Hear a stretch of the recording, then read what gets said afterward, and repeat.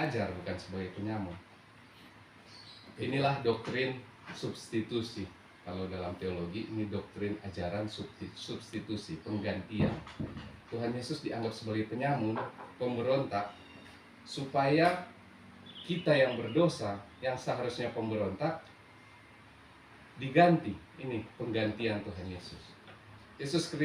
Seorang pendeta, Tim Keller, dia berkata, Yesus Kristus kehilangan status anak yang diterimanya, supaya kita bisa memperoleh status anak yang tidak layak kita terima. Kita adalah pemberontak. Saya, Bapak sekalian, kita adalah pemberontak yang seharusnya ditolak dan dihukum. Namun siapa yang terhitung di antara pemberontak? Siapa yang ditolak dan dihukum? Yesus yang ditolak, sehingga kita dapat diterima dan dikasihi. Inilah doktrin substitusi yang gereja kita sebagai orang-orang Kristen percayai.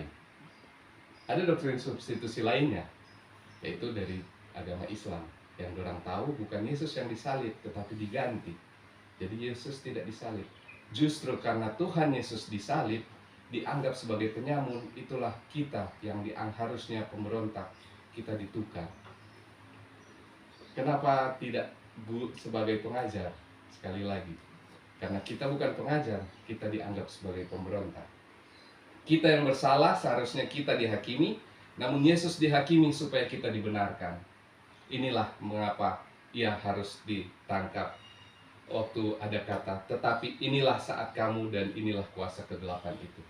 Bukan saat di gereja, bukan saat di bait Allah saat Yesus mengajar, tetapi ia harus terhitung sebagai pemberontak. Kita yang sudah dibenarkan, kita yang sudah ditebus, kita yang sudah diselamatkan. Bukan kita yang dihukum, kita yang ditolak, kita yang diberontak. Maka dari itu, marilah kita tidak menjadi pemberontak. Karena percuma substitusi yang Tuhan Yesus lakukan kalau kita tetap jadi pemberontak.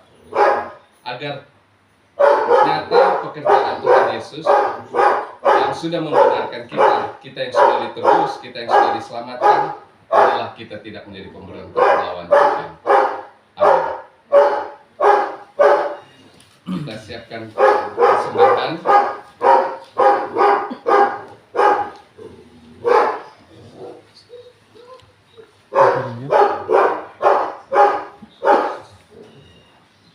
Sambil mengumpul persembahan, mari kita menyanyi. Ku heran Allah mau memberi. Ku heran